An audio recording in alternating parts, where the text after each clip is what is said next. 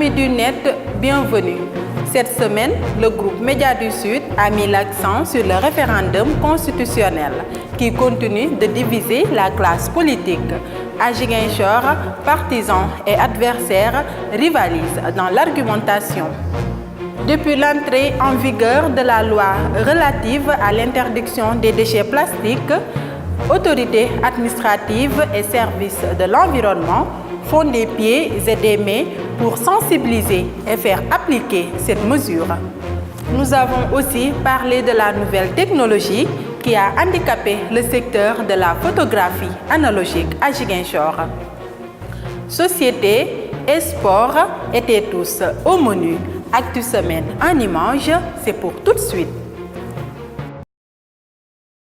L'Assemblée nationale a adopté à l'unanimité une loi mettant fin à l'utilisation des sachets plastiques, celle-ci relative à l'interdiction de la production, de l'importation, de la détention, de la distribution et de l'utilisation de sachets plastiques de faible micronage et la gestion rationnelle des déchets plastiques.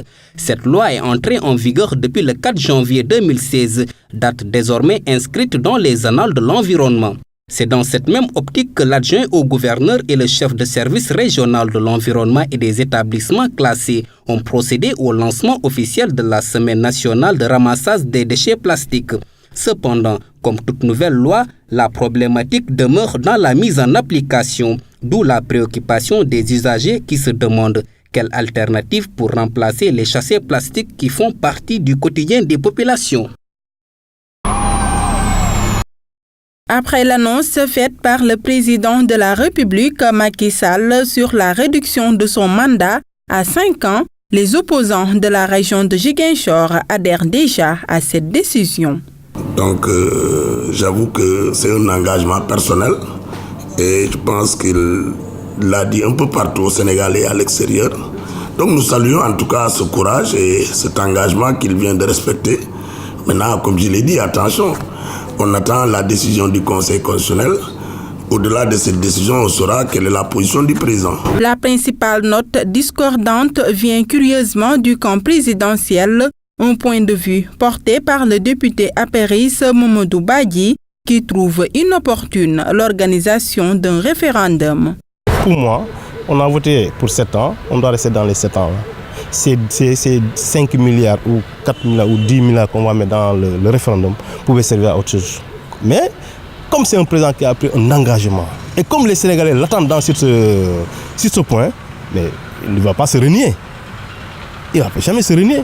Donc c'est par respect à ses propos qu'il a tenu son engagement. Malgré la volonté affichée du chef de l'État, le débat est loin d'être tranché. Une situation qui laisse planer une véritable incertitude sur le mandat présidentiel.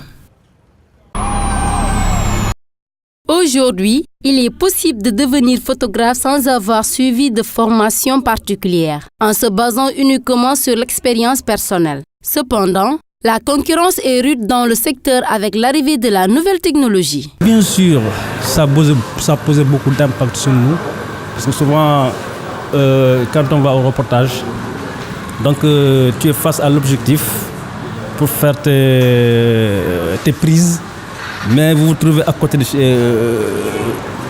des bornes tablettes un peu partout. Donc toi tu es obligé de reculer un peu derrière, ils sont toujours devant toi, donc ça c'est des problèmes. La clientèle a baissé parce que auparavant on faisait beaucoup d'affaires, mais actuellement tout le monde est devenu photographe, donc c'est un peu difficile pour nous. Les plus touchés aujourd'hui sont les gérants de labos, victimes silencieuses de l'introduction de la nouvelle technologie dans le secteur. C'est pas facile, effectivement, comme vous l'avez si bien dit, avec l'arrivée des appareils numériques qui est à la disposition de tout le monde. Des tablettes, des smartphones. Donc, ceci est dit que les labos ne fonctionnent plus comme avant. La nouvelle technologie ne fait pas que des heureux. Au contraire, elle participe quelque part au dysfonctionnement de certaines professions, comme la photographie. Ziguinchor souffre d'une pénurie d'eau. Depuis 2 jours, les populations n'arrivent pas à avoir accès aux liquides précieux, une situation qui tourmente les ménages dans la région du Sud. Il y a coupure d'eau. D'après les rumeurs, il y a un tuyau qui s'est abîmé. Et cela durera 2 jours. Est-ce que l'homme peut vivre sans eau?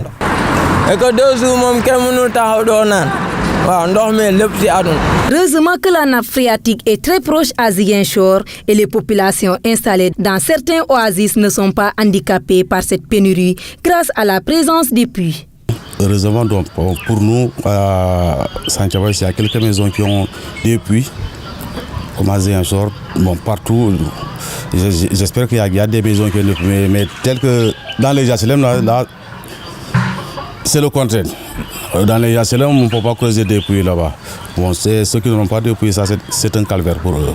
Creuser un puits, ce n'est pas à la portée de toutes les maisons. Peut-être les maisons qui ont des lots de 10 sur 10, 10 sur 15, ces derniers ne peuvent pas creuser un puits. Nous ici, on a la chance qu'on a, le terrain est vaste. Chaque fin de mois, je mets un litre d'eau de javel dans mon puits. C'est ça qui pousse que la population, là, tous mes voisins, là, c'est ceux qui puissent pour faire leur cuisine. Face à ce fléau récurrent, la population ziguinchoroise lance un cri de cœur à la SDE, car quoi qu'on dise, l'eau est un élément indispensable à la vie humaine. Le championnat de judo démarre le 30 janvier 2016 à Ziguinchor, mobilise déjà les judokas de la région. Ainsi, des séances d'entraînement ont démarré pour mettre les athlètes dans des conditions de performance. Actuellement, on travaille comme il se doit, comme tout un judoka qui se prépare pour des compétitions. On travaille dans la sérénité. On a un défi à relever, sinon je dirais bien 2 défis à relever. Le défi de l'organisation et le défi de la compétition aussi. Relativement confiants dans le travail, ces jeunes espèrent décrocher le maximum de médailles d'or pour relever le défi de la participation. Il suffit que juste la population de la Casamance nous accompagne pour tous les médailles restent ici au niveau de Ziguinchor. Inch'Allah, si Dieu le veut. La même confiance est notée chez le coach qui compte sur les nombreux talents de la région.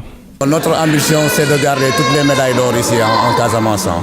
Oui, parce qu'on est le dernier né des dojos.